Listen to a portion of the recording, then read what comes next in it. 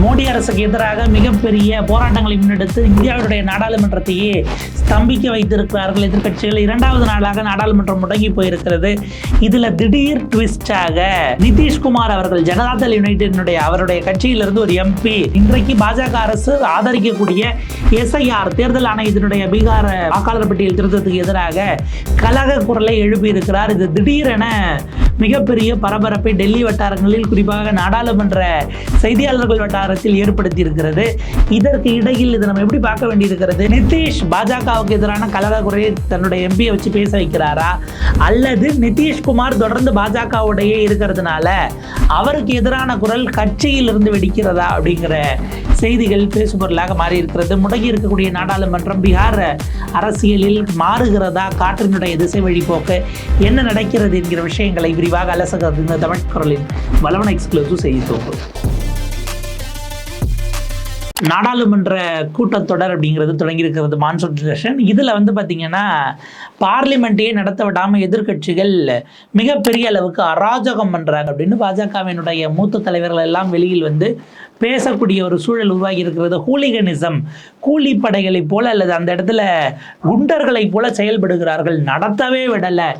திடீர்னு என்ன பாஜக இந்த அளவுக்கெல்லாம் ஜனநாயகத்தின் மீது ஆர்வத்தோடு இருக்குது அப்படின்னு ஒரு பக்கம் பார்த்துக்கிட்டு இருக்கும்போது தான் பீகார் எம்பி குறிப்பாக கிரிதர் யாதவ் அவர்களுடைய குரல் என்பது வெளியாகி இருக்கிறது. முதல்ல NDTV தான் அதை ஒரு செய்தியாக மாற்றுறாங்க. அதற்கு பிறகு ஒவ்வொருவரும் ஏனையிலிருந்து அத்தனை பேரும் போய் அவர் எம்பி கிட்ட ப்ரெஸ் பைட் எடுக்கக்கூடிய வேலையை தொடங்குகிறார்கள்.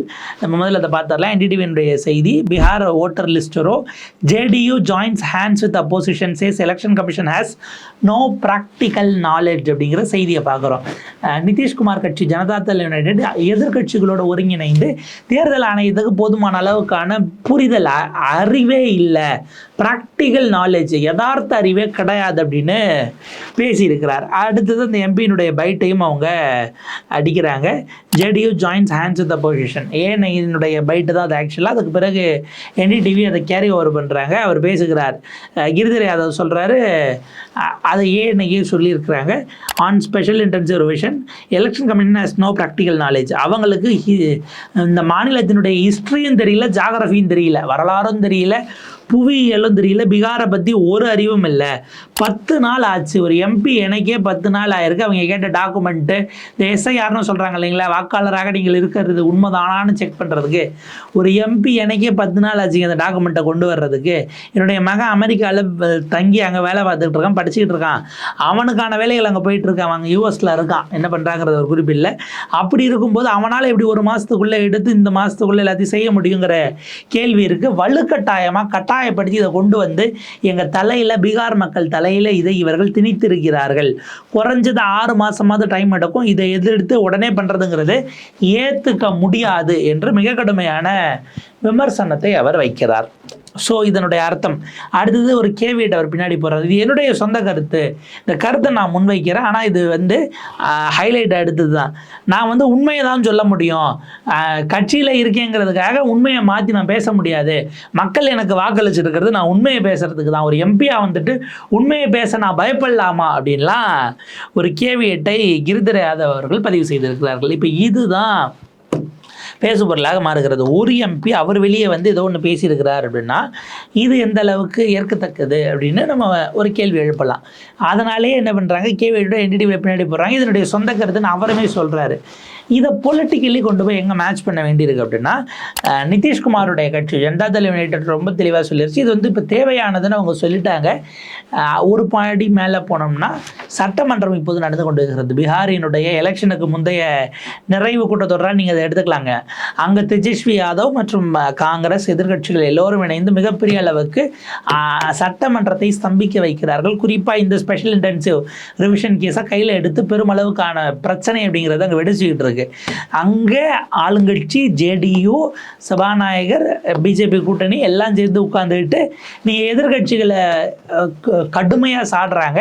பீகாருக்கு SIR வேணுங்கிறாங்க. அந்த கட்சி அங்கே அப்படி இருக்குது. அதே கட்சியினுடைய MP நாடாளுமன்ற வளாகத்தில் நின்றுக்கிட்டு பேட்டி கொடுக்குறாரு. தேர்தல் ஆணையத்துக்கு போதுமான யதார்த்த அறிவே இல்லை அப்படின்னு அவர் பேட்டி கொடுக்குறாரு. இப்போ இது எது JDUனுடைய குரல்? இதில் ஒருவேளை நேற்றைக்கு நடந்த விஷயத்துக்கு இன்னைக்கு ஆழம் பார்க்கிறார்களாங்கிற ஒரு கேள்வி வருது. நேற்றைக்கு பீகாரினுடைய பாஜகவிலிருந்து என்ன சொன்னாங்கன்னா, நிதிஷ்குமாரை ஜெகதீப் தன்கருக்கு பதிலாக துணை குடியரசுத் தலைவர் ஆக்கிருங்க, அப்படி ஆக்கணும்னா அது அவருக்கு பெரிய மரியாதையாக இருக்கும் அப்படின்னு எல்லாம் நேற்றைக்கு பேசினார்கள். அதுக்கு அர்த்தம் முதலமைச்சர் பதவியிலிருந்து அவரை நகர்த்திட்டு நாளைக்கு பிஜேபியிலிருந்து ஒருத்தர் முதலமைச்சராக்கி நிதிஷ்குமார் பையனுக்கு ஒரு துணை முதலமைச்சர், சிராக் பாஸ்வானுக்கு ஒரு துணை முதலமைச்சர், இப்படி கொடுத்து அமைச்சிடலாம். மகாராஷ்டிரா மாடலில் பீகாரை கேப்சர் பண்ணிடலாம். ஃபட்னாவிஸ் மாதிரி நாளைக்கு அவங்க கொண்டு வந்து ஒரு ஆளை போட்டுட்டு சிஎம் ஆக்கிட்டு இந்த பக்கம் 2 டிப்டி சிஎம் 2 கூட்டணி கட்சி கொடுத்துடலாங்கிற ஒரு எண்ணம். நிதிஷ்குமாரோட பையனுக்கே நாங்கள் துணை முதலமைச்சர் கொடுக்கலாங்கிற மாதிரி ஒரு ப்ரப்போசலை அவங்க ஆஃப் த ரெக்கார்டில் வைத்திருப்பதாக தகவல் இருக்குது. இதன் அடிப்படையில் நிதிஷ்குமார் என்ன பண்ணுறாரு, நீங்கள் என்னையே கிளப்ப பார்க்குறீங்களா, அப்படியா இருங்க வரன்னுட்டு இப்படி ஒரு வரை பேச வைத்திருக்கிறாராங்கிற கேள்வி வருது. இது ஒரு பக்கம். ஆனால் நிதிஷ்குமார் அவர்கள் இப்போ அவர் அந்த மாதிரி முடிவெடுக்கக்கூடிய கடுமையான சூழலில் இருக்காரா? ஏன்னா தேர்தல் ஆணையம் இன்றைக்கு அதிகாரப்பூர்வமாக அறிவிச்சிருக்கு, 51 லட்சம் வாக்காளர்களை நாங்கள் நீக்கி இருக்கிறோம்னு அறிவிக்கிறாங்க. 51 லட்சம் வாக்காளர்கள். நீங்கள் அதனுடைய அந்த குவாண்டம் யோசிச்சு பாருங்க, 1/2 கோடி பேர். இன்னும் மிச்சம் அப்படியே போச்சு அப்படின்னா அது 1 கோடியாக கூட போகலாம். 75,000 1 கோடி வரைக்கும் இன்னும் மீதம் இருக்கக்கூடிய ஓட்டர் லிஸ்ட்லையும் அவங்க கை வைக்கலாங்கிற ஒரு சூழல் இருக்குது. இந்த 1 கோடி வாக்காளர்கள்ங்கிறவங்க எதிர்கட்சிக்கு வர வேண்டிய ஓட்டாக இவங்க தேடி பிடிச்சி பண்ணியிருக்கிறாங்களாங்கிறது தனி விவாதம்.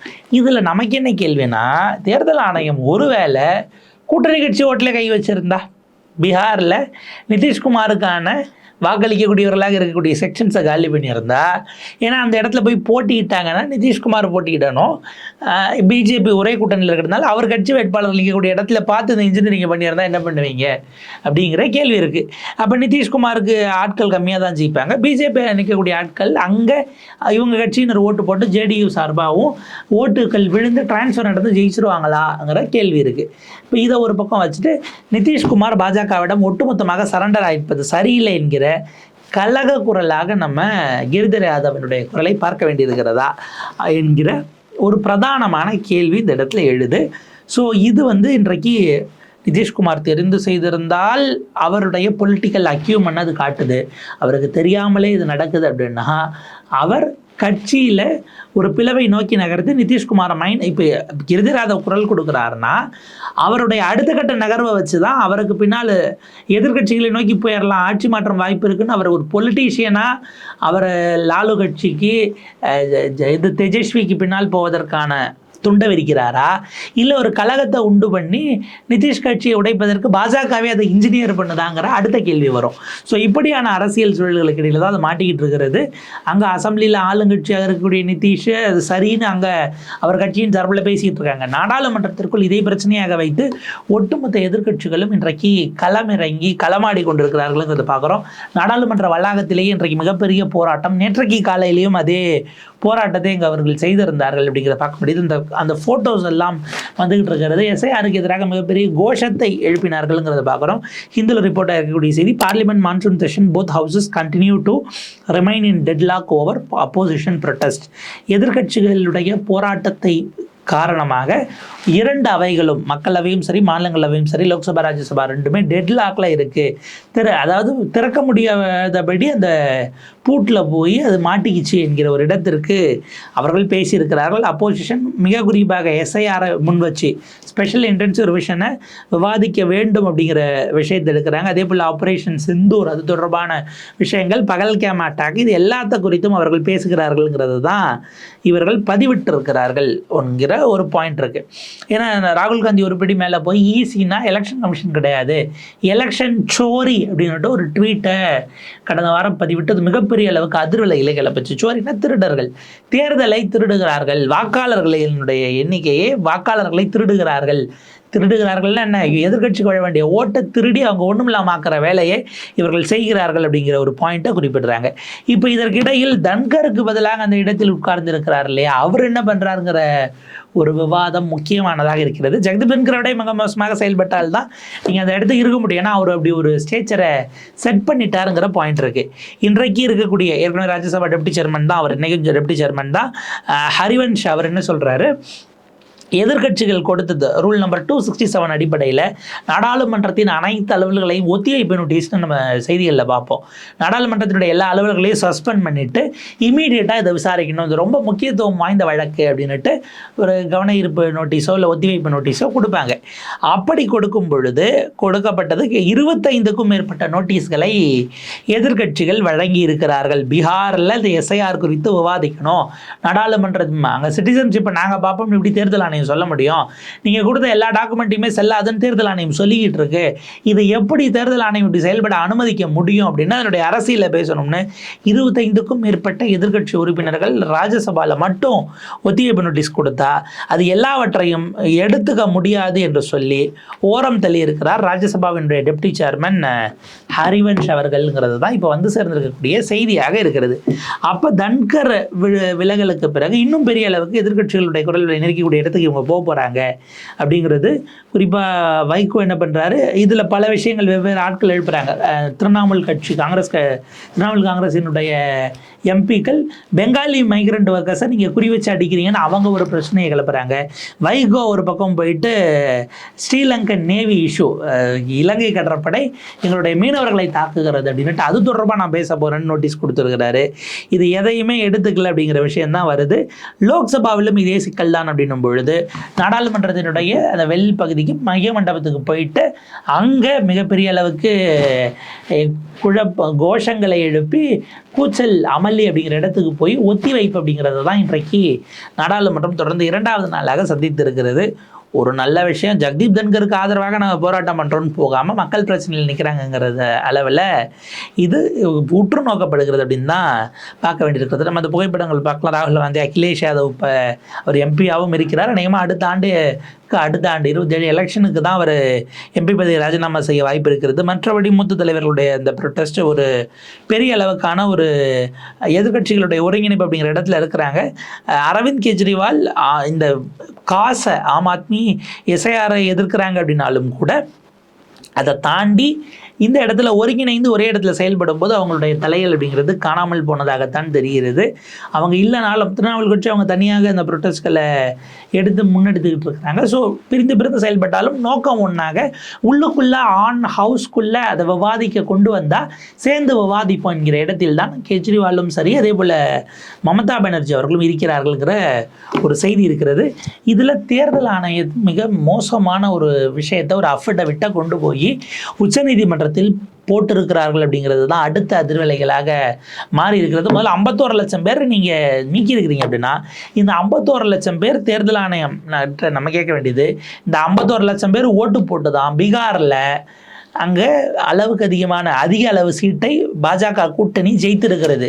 நிதிஷ்குமாரனுடைய 12, சிராக் பாஸ்வானுடைய அந்த 5, மோடிஜிக்கு பிஜேபிக்கே அங்கிருந்து கிடைத்திருக்கக்கூடிய 10க்கும் மேற்பட்ட எம்பிகளோ இவங்க அத்தனை பேரும் எப்படி ஜெயித்தார்கள்? அப்போ இந்த 50 லட்சம் பேர் இந்திய வாக்காளர்களாக இல்லாமல் உங்கள் கிளைம் படி இந்திய குடிமக்களாக இல்லாதவர்கள் ஓட்டு போட்டு வந்தால் பீகாரில் இந்த 50 லட்சம் பேர் பரவியிருந்த தொகுதிகளில் ஜெயித்தவர்கள் எல்லாம் இவங்கெல்லாம் செல்லாது என்று தேர்தல் ஆணையம் அறிவிக்க தயாராங்கிற கேள்வியை நம்ம மாண்புமிகு இந்திய தேர்தல் ஆணையத்தை நோக்கி கேட்க வேண்டிய இடத்திற்கு தான் வந்திருக்கிறது. அப்போ ஒன்று நீங்கள் அதை ஒத்துக்குவாங்க. அது நிதிஷ்குமார் கிட்டத்தட்ட 18 வருஷமாக அங்கே முதலமைச்சராக இருக்கிறாரு. இந்த 18 வருஷமும் இந்த ஃபேக் ஓட்டர்ஸை வச்சு தான் அவர் ஜெயிச்சிருக்கிறாருங்கிற குற்றச்சாட்டை அரசியல் ரீதியாக வைத்தால் அவர் எதிர்கொள்வாராங்கிற கேள்வி இருக்கிறது.